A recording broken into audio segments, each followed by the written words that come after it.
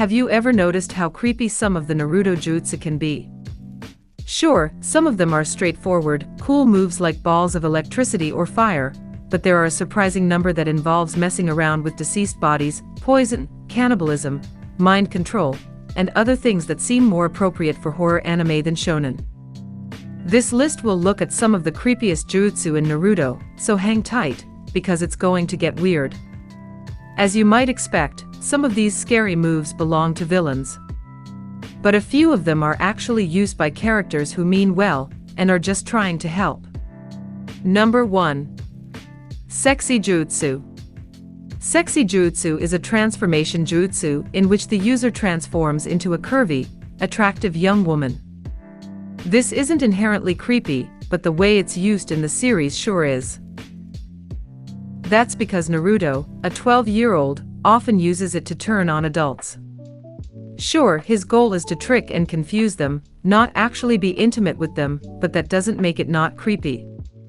It gets even weirder when Konohamaru, an 8-year-old child, tries it out. Yikes. Number 2. The actual abilities of these jujutsu can be either creepy or not, but the method for obtaining them is absolutely terrifying. To get a mangekyo, you have to have a traumatizing experience that's the equivalent of losing the person you love most in the world. Many members of the clan thought that this meant they had to literally take their loved one's life.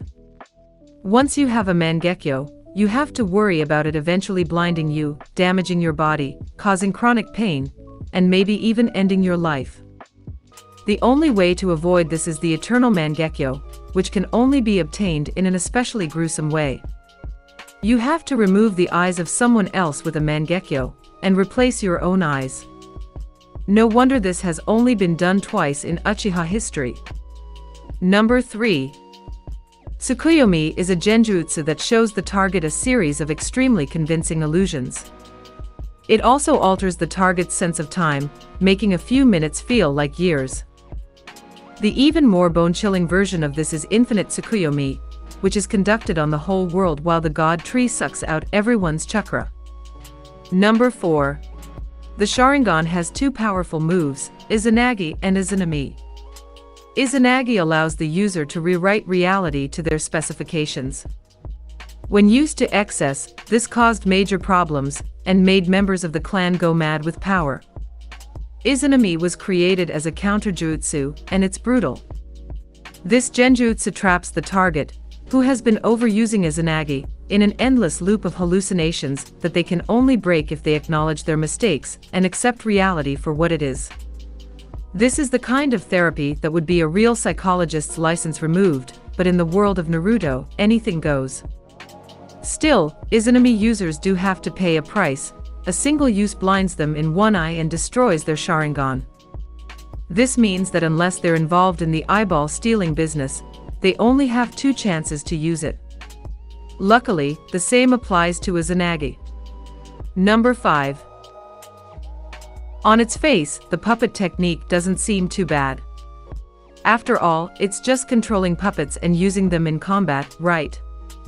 There are a ton of artistry that goes into making the puppets, and isn't it better to use non-living proxies than living ones?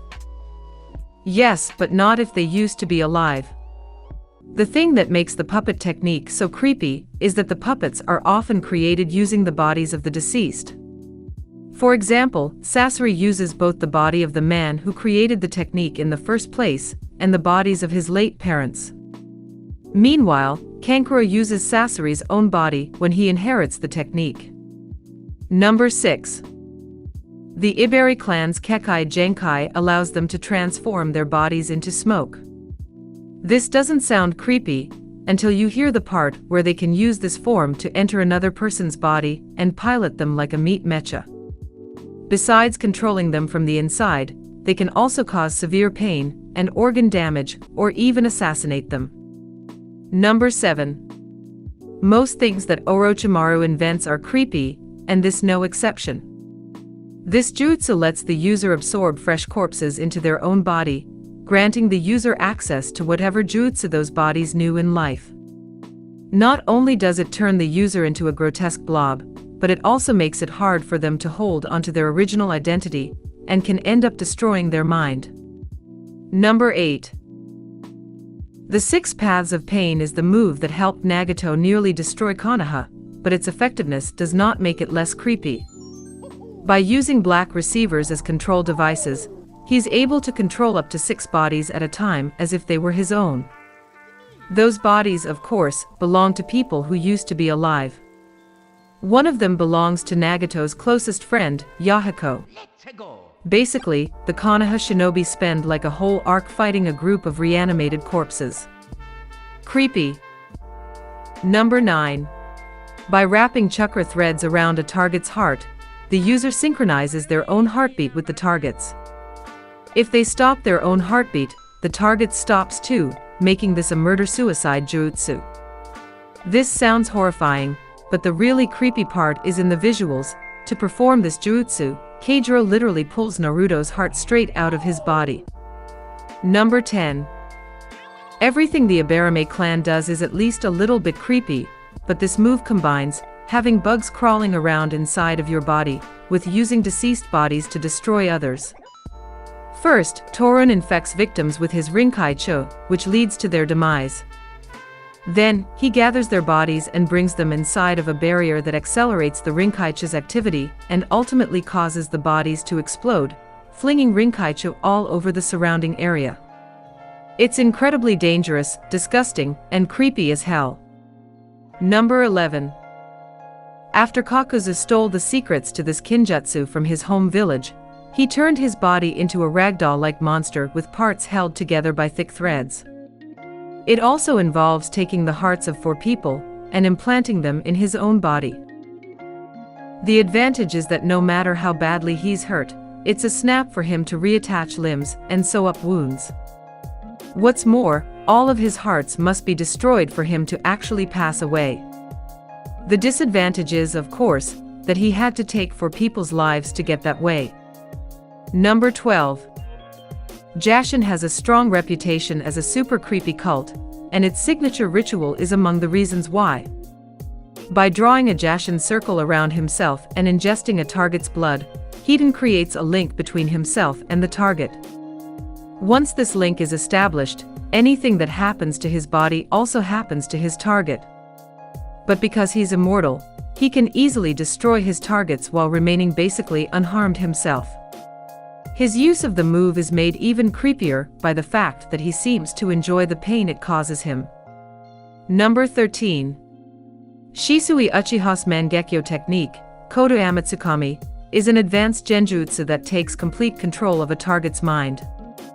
Not only can Shisui make his target do what he wants them to, but he can also brainwash them into thinking it was their idea in the first place.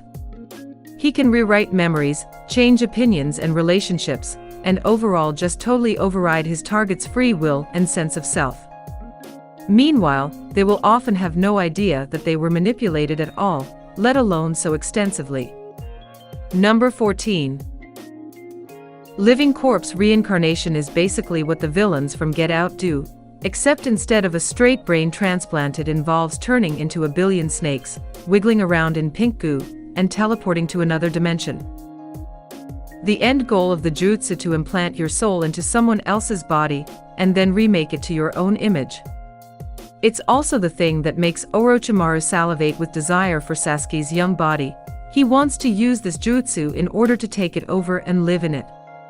Number 15. This one actually first appears in Boruto, but it's so creepy we had to include it. The move is exclusive to Shoujoji, the leader of the Majin bandits. By devouring the brain of a living person, he can transform into a perfect copy of them. Not only does he gain access to any jutsu they might know, he also learns about their memories and thoughts. He's so into the concept of eating brains that he fantasizes about what spices he's going to use on Boruto's brain when he gets a hold of it. Do you agree with our lists or did we miss something? Write it down in the comment section. Also, don't forget to subscribe.